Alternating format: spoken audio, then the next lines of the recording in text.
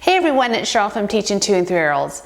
I cannot believe that the day is almost here. This week we start school, and I think this is my 26th back to school. To be honest, I've lost count, somewhere around there. I would just like to say 25 plus years. And if you didn't see my video that I published last week, that was all about the open house. So that was the main classroom setup, was to get it ready for the open house, because now everything I'm pretty much keeping the same as it was for the open house. But I want to show you today how I've set up each center for the first day, and I want to explain why, because this is really important, how I set up the classroom for that first day. If you are new to Teaching 2 and 3-year-olds, I'm Cheryl, and as I said, I've been teaching for 25 plus years. I started my website, teaching2and3year-olds.com, in about 2007, and I've been doing this YouTube channel for about 7 years, I think it is now. And my goal when I started all of this was to be able to help new teachers as they begin their journey of teaching young children. But I have a lot of seasoned teachers as followers as well, which I love. So let me tell you a little bit about our centers. I'm going to take you around the room and give you a tour of each center, and I'm going to explain how it's set up. But before I do that, I wanted to stress again, as I do with all of my back to school videos, is that my goal for the first week, actually the first month, is to get to know my students and help them feel safe, secure, and loved in the classroom. That is my goal. I do not plan any big projects. I don't get into a lot of big themes. It is all about me and transportation. Those are our themes. But I am mostly concerned about having the children feel welcome in their new environment. So that is what I focus on. So I want to be able to be around especially during our centers time, which is an hour long. And I want to be on the floor, being able to help them, to assist them wherever it's needed, to show them how everything works, because this is all new to them, to help them understand and follow our morning routine. And I want to build that loving and trusting relationship with them that will last throughout the school year. That is my main goal. And we will have some separation anxiety, we always do. And so I really want to be there for those students as well.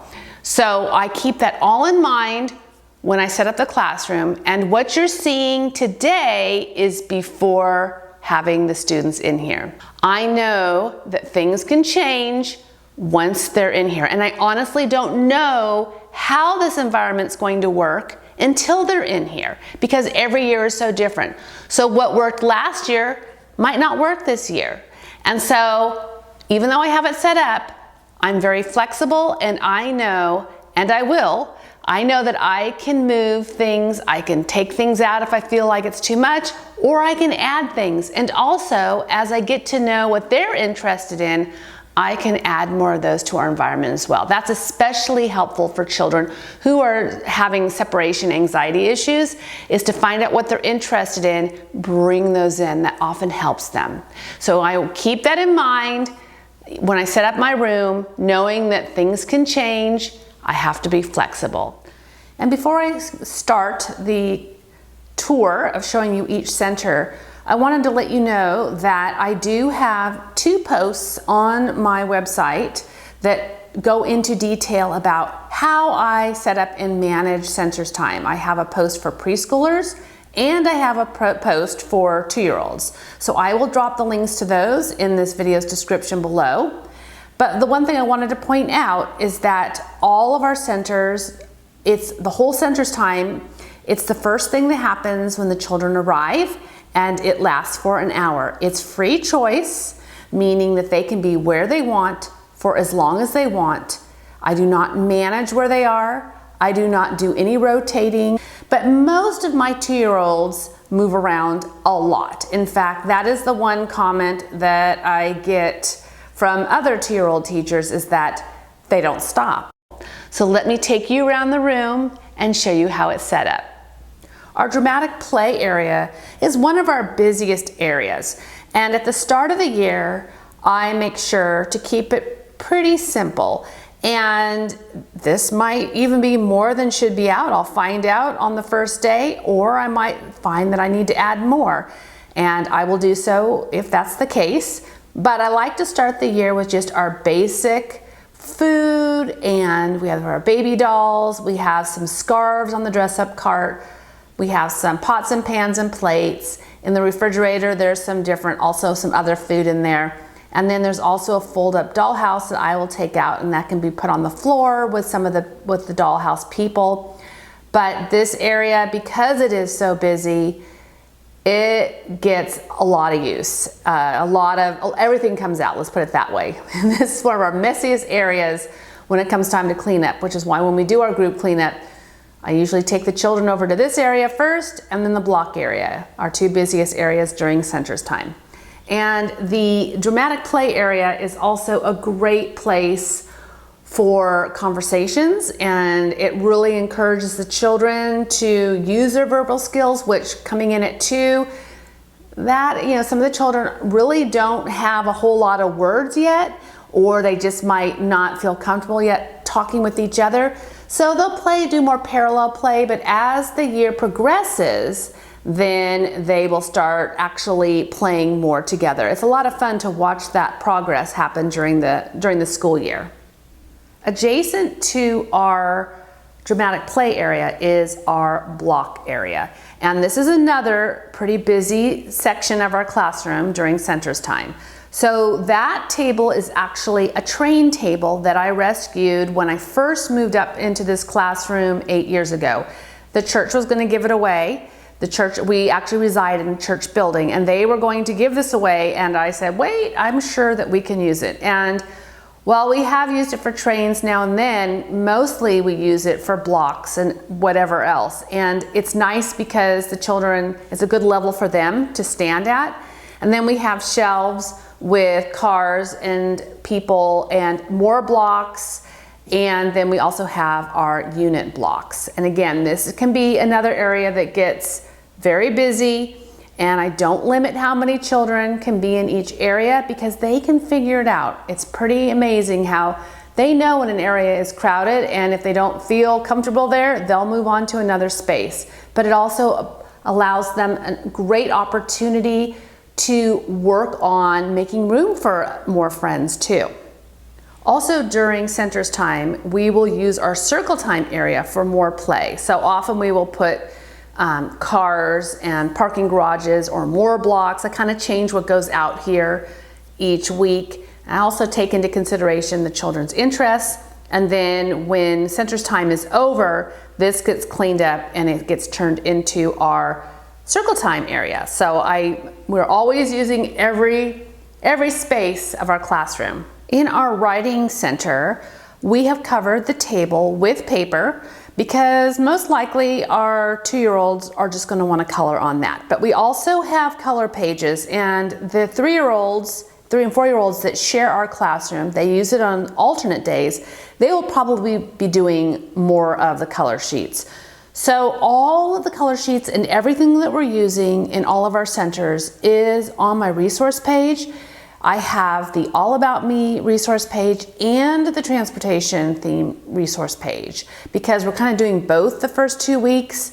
And so I have links to all of these in that, and the links to those resource pages, you can find them below in this video's description. This is our activity table, and behind it is our easel. And I usually don't put paint out on the easel until maybe the 2nd or 3rd week of school, just because I want to keep the paint just at the art table. But I also am flexible with that. Since we only have 5 each day on the first week, if I feel that they might really want it, I will bring the paint out. Nothing is set in stone. I am always, as I said before, looking around, seeing what's going on, how the children are using the space, how they're using the materials. And it's not uncommon for me to add something if I feel that they are interested, or take something away if I feel that it's just not working out. So for now, it is set to the chalkboard side, but on the other side of that easel is for paint. And so again, I will see how it goes and determine if we should add paint over there. And then our activity table is set up for, this is where I will do puzzles, fit-togethers, counting activities, shape activities, any skill building activities happen at this table. And this is when I get questions, how do you keep everything at the table? And I will tell you, it's hard because 2-year-olds want to pick everything up and they want to move around with them. And I try to really work on these pieces staying here because you don't want to lose puzzle pieces, and we do, but it's really frustrating when that happens. But try as I might, these pieces do disappear and end up in other areas of the classroom, which I don't find until after I do a big cleanup at the end of the day.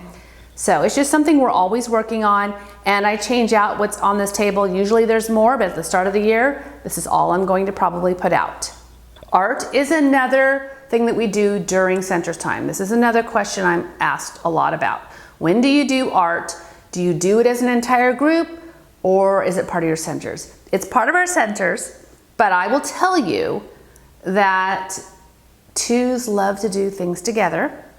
So I usually wait to open this center until all of the children arrive, because the children are arriving after we've started our centers time. So I don't want the paint out, especially at the beginning of the year. I won't have any of this on the table yet until after all the children have arrived and we've all settled down. Then I will open the art table as I feel we're ready, because this does usually take a teacher. My assistant is usually over here helping out because there's a lot of hand washing involved and all of that. At the beginning of the year, children will walk away with a paintbrush. It never fails. It happens every year. They're not even doing it necessarily on purpose.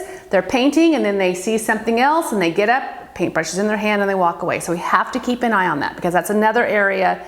This is another area where I don't want these materials being in other areas of the classroom. And again, it's hard because 2s want to move things around. So we have to focus on keeping the art at the art table, the art materials. So we are going to start this year. The table is covered. One of the biggest things I can't recommend enough for 2-year-olds, because they love to make big movements and they just want to cover big spaces. So we cover the whole table, and they love watercolor palettes. If there was only one thing we did all year, this would be what they would love. And then if I feel that they're ready, we are going to be doing a friendship banner. I have the one out from last year just so you can see it, but I'm going to give each of the children one of those little people figures and have them watercolor it, and we will assemble a new friendship banner for this year. This table here is for our science and exploration. We'll do nature activities here, but this also changes throughout the year because it is right next to our dramatic play area. And so sometimes I will put the kitchen over here when our dramatic play area is more theme-based. So this area does change, and I will move this table to another area if I need to. It just depends on how I have it all set up. In a corner of our classroom, we have a few of our center activities, including this magnetic whiteboard. This was one that was sitting in our storage room. Nobody was using it for years, and I thought, let's put it on the wall. I love to take advantage of vertical space, and this is especially so if you have a small classroom, which I did. For 18 years, I was downstairs in a classroom that felt like half this size, and I got used to using vertical space. I had to use the tops of shelving, everything, because we had such little space. This classroom, I obviously have a lot more space, so it's not as crucial, but I still love doing it. Plus, working on a vertical surface is great fine motor. It puts the wrist in a different position, and so that is another benefit. Also in this corner, we have a light table. And before you ask, I will tell you that this light table is no longer available. This is probably the #1 question I get every time I have a video. This is old. This light table was here when I arrived in this classroom 8 years ago, and I'm sure it was at least, 3 or 4 years old then. We also have a sensory bin that is in this area. I keep it close to the sink and the trash can. This area can get messy. especially at the beginning of the year, because we are always working on not taking what's in the sensory bin and moving it somewhere else. And this is probably where I'm keeping my eye the most, because for the first month or so, it even happens later in the year than that, it is inevitable that somebody will have a scoop of what's ever in a sensory table and they'll want to go and dump it on top of the Play-Doh, or they'll want to dump it on top of the light table, or they'll want to take it all the way over to the kitchen and put it in one of the pots and pans. So we are always showing them, nope, what's in the sensory table stays in the sensory table, but it is tempting for them always to take the stuff out of this and move it around. And the other thing is they like to dump, and so sometimes it's deliberate, sometimes it's not, but often what is in the sensory table ends up on the floor. But the first of the year, school year, I'm always working on showing them how we keep it in the table, and I give them a little hand broom and dustpan and show them how to sweep what spills. But it's something we're working on the entire year. Another center is Play-Doh, and Play-Doh is a lifesaver at the start of the year because it is comforting. So often I will find the children who might be having a hard time, maybe they're having a hard time separating from their parents or their caregivers. This is a place they want to go because it's quiet and the Play-Doh is just soothing to them. So I always make sure to have this out. I don't have the Play-Doh right now because I'm going to make it right before the first day of school, so that's why you don't see it. But you see our mirror trays, and we have our rolling pins, and we have our cookie cutters, and I'm also going to add some of our rainbow popsicle sticks because they love pressing popsicle sticks into Play-Doh. I just have to get those from my house. Plus it builds fine motor skills. And we also have a reading center, and this is a quiet area that children can go to if they want to sit and look at a book, or they might want to do a little puzzle like the rainbow puzzle that's on the table.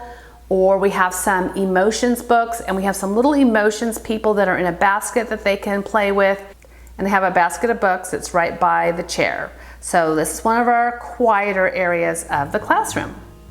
So those are our centers for our first 2 weeks of school while we do our transportation theme and a little bit of all about me theme. Please make sure to click, like, and subscribe, as that really helps my channel. Thanks for watching.